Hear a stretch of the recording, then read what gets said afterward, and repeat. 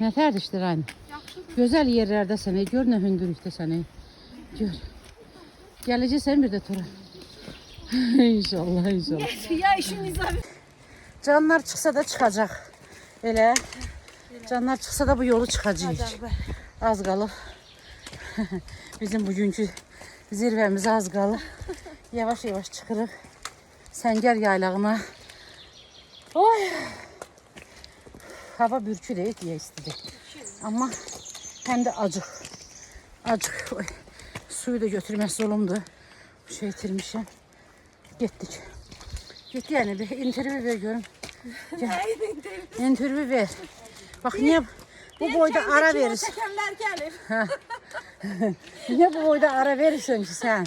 Sonra da böyle zulüm çəkirsən. Bəli, Nişa baxım, səhv məndədir. Səhv səndədir. 2 ay ara verdikdən sonra. Şu 2 ay? Bəli, 2 ay. Yoma yo.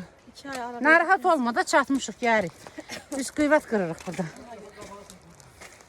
Biz qeybət qırırıq. Gəl, gəl. Gəl. Gör ağacın kökünə. Nə möhtəşəmdir. Düz ağaçdır. Pip ağacı. Çox möhtəşəm. Gəl. Gəl Aynur. Gəl mən çəkirəm. Gəl.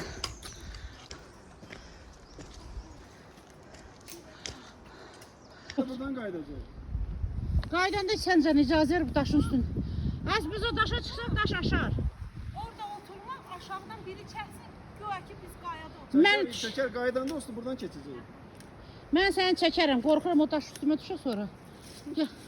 Bax bura Səngər yaylağının predveriya. Predveriya. Predveriya elə burada. Bura demək olar ki, şeydir, qapısıdır. O tərəfə kimi gedəcəyik. İnşallah. Orada hələ naves olan yer var, ora gedirik. Orada çay içib dincələcəyik. İnşallah. Acından öldürük. Gedək yemək yeyək. Ujam acıydı. Acımışam mən. Saat neçədir ki vəbşə? Bırak.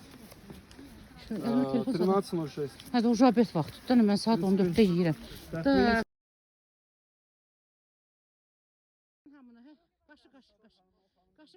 Özümü çəkirəm. Heç istəmirsiz istəməyin. Çək özünü. Biz nə deyirik? Oy da nə gör. Maşanlı yaylağı oradaydı. Bax ora getmişdik. Bayaq da. Второй раз путешествие было. Da. Потихоньку выкладывать, там с музыкой еще такие моменты красивые. Yəni понравился тебе? Да, и все вот эти мои, я туда, он закрепил его.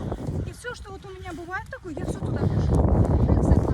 Taks. Вы тоже скажите. Biz gedirik Səngər yaylağına. И она как закон на первой стоит. Всегда по мысли за этим. Taks. Səngər yaylağına. Bax bax Səngər yaylağı.